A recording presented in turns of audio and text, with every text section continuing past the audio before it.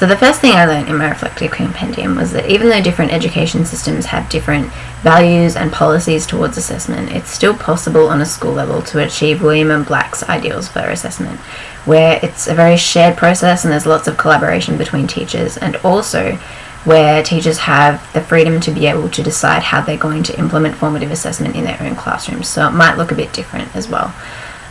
It's something that's often held up as an ideal that only Finland's education system has achieved, but I was encouraged by the case study to know that it's possible in different education systems as well.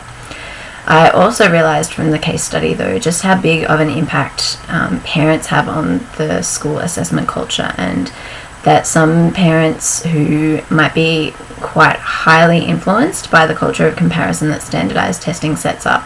have a huge impact on the culture and on their own children's learning.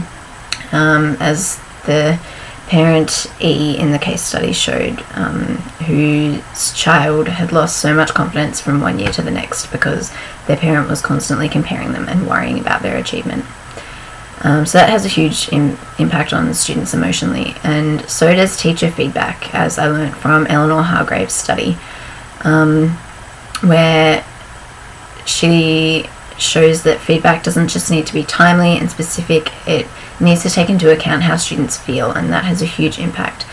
just like it did for me when I was in school, and one piece of feedback changed the way that I viewed my writing and made me think that I was a terrible writer for a long time. So that's something that I'll keep in mind as a teacher.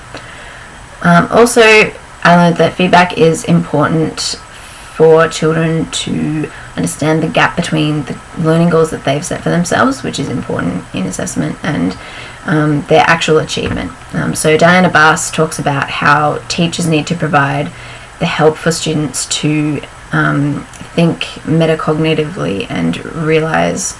the learning strategies that they're using and how they might need to use different strategies next time to grow. And on that note of grading for growth, I think there can be a lot of issues in that, and it can still be really easy to make it about the grade and not the growth, because ultimately you're still aiming for students to reach a preset benchmark,